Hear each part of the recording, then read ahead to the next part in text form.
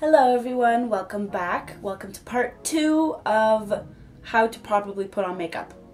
Part 1 was how to contour for a daytime look, and for a nighttime if you want to have it more dramatic. This was the finished nighttime look, so having more of a deep contour and a highlight. So now we're going to go into eyeshadow. So people can place certain colors in wrong areas, or they don't blend and shadows can look muddled, and that doesn't really look so good. You want to have a nice blended eye, kind of like a gradient type thing going on most of the time. So for this look I'm going to be keeping it really simple. I'm not going to be doing too much of a heavy look. I just want to go over the basics. So a transition shade is very important. Most people don't use it, which a lot of the times is where people can go wrong. They'll just put like a dark shadow and just pack it on and then leave it. And you more want to have a gradient, like I said earlier. So a transition shade is normally a lighter shade that you buff into the crease and kind of like all over a little bit.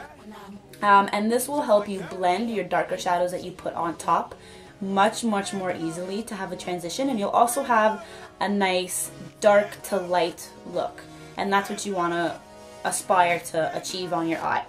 So for this look I'm going to be using Makeup Geek shadows. So I'm going to be going in with this shadow right here. It's called Peach Smoothie. It's probably one of my all-time favorite transition shades. It's so fair and light, but it still has a nice pop of like a peachy color, and it's absolutely beautiful, and it's pigmented, so you don't have to like go on 20 million times to try to achieve any type of color. So just going in, and so since this is a transition shade, like I said, you want to blend that on the crease and a little bit more upwards as well.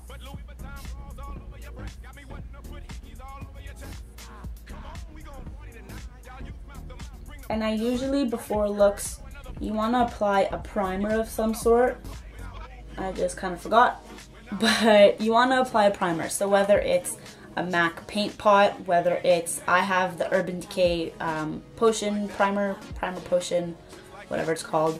You can pretty much use anything, even if you want to put a little bit of foundation on your eyes just to kind of cover any veins or anything you can have. That works too. You want to kind of work your way into a darker shade. So I started with a very light shade, and I'm going to go into a little bit of a darker shade, and then the darkest shade will be used last. So now I'm going to go into this shade right here. It's called Cocoa Bear. I'm obsessed with this color. I think it's probably like one of my all-time favorite shadows by Makeup Geek. It's a rusty reddish brown. It comes off absolutely beautiful. So I'm just going to be using the same brush. By the way, this is my Sigma E40. Just using the same brush just because I find that it blends things really nicely and easily, and you don't really have to do a lot of work. I put in a lot of effort to blending shadows.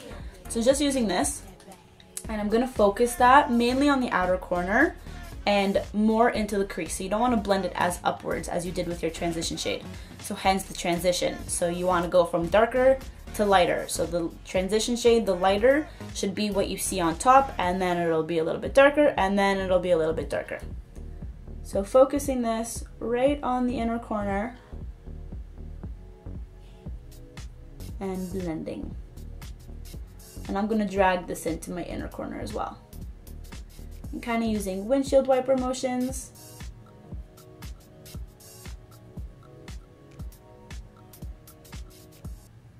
And I have a little bit of a hooded eye, so as you can see, when I open my eyes, my crease kind of like disappears into my socket, and you can't really see any shadow that I put on top. So normally crease shades, I have to blend them upwards a little bit so you can still see them when my eye is open. If you don't have a hooded eye though, you want to keep this directly into the crease. And just picking up more shadow as you go to make it as dark as you want it to be.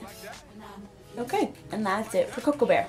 So now we're going to be using the darkest shade of the look. This is going to be this shade right over here. It is Mocha. Spillage. We're going to be using Mocha. And I'm just going to keep using this brush just because it's in my hand and it's easy and whatever.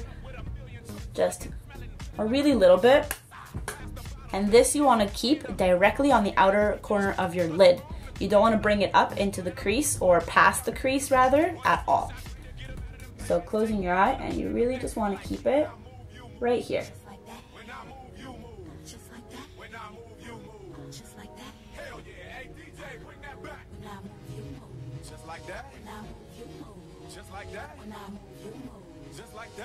So as you can see, my eyes go from the lightest shade up here to Cocoa Bear along the crease and blend it upwards, and then Mocha right in the outer corner, in the outer V kind of shape of my lid.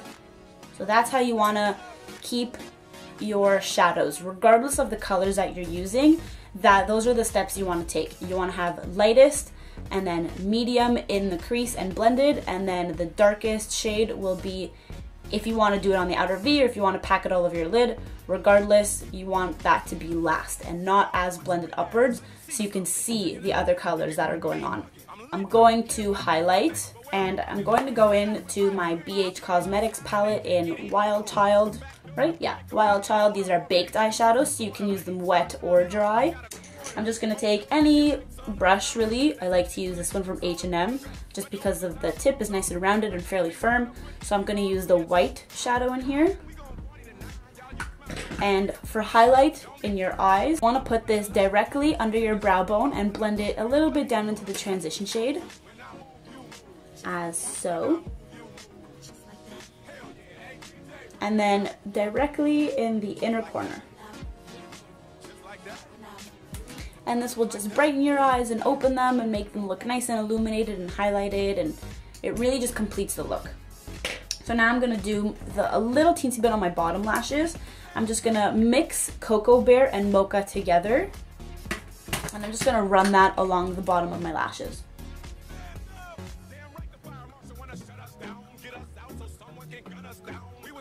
And smoking this out a little bit and connecting it in the outer corner. And same with the lower lash line.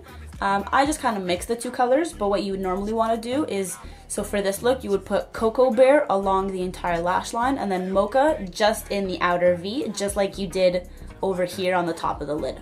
I went ahead and applied my eyeliner and mascara off camera. If you want to see how I apply my eyeliner, then you can go look in my how-to video. I will link it down below for you guys. So next we're going to be doing falsies. These are by Ardell. You can find these at the drugstore. These are the Ardell lashes in 305. They're just accents, as you can see. They're just for the outer corner of your eyes. So I'm gonna go ahead and apply those off camera as well, just because I suck at applying falsies. So I'll be right back. So there you go, I applied my false lashes. They're just on the outer corners. So they just give a little bit more drama and a little bit more fullness to my lashes. They're very natural, which I love. And it's awesome that you can get them at the drugstore. They were $6, so definitely a thumbs up. Next, for lips, I'm going to line my lips with my ColourPop Lippy Stick. This is in the shade Brink. I'm just going to line my lips.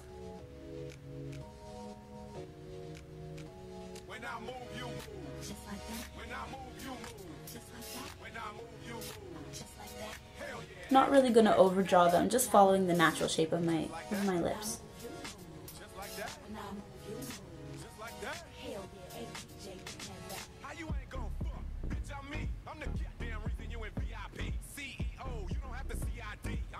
And what lip liner does is it just gives a nice outline for the lipstick that you're going to put in the center of your lips. It prevents the lipstick from feathering, which means like starting to blend out outside of your lip line. It keeps everything inside and also just creates a sharper lip and makes it easier to apply a lipstick.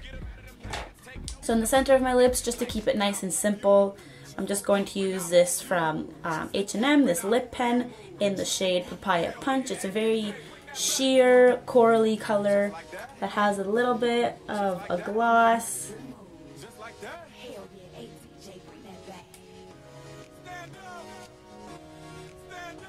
to finish it all off, I'm going to be using my Urban Decay setting spray in All Nighter. They have like 3 different ones.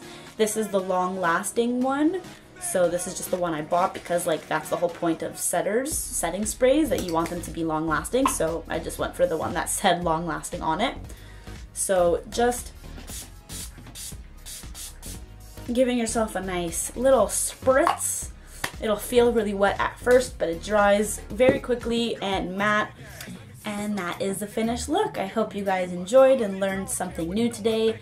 This is really just the basics. If you guys want to see how I achieved my contour and my foundation, go look for part 1 of how to contour and highlight properly for a daytime and nighttime look. And that's it. Thank you guys so much for watching and stay tuned for more videos. Bye.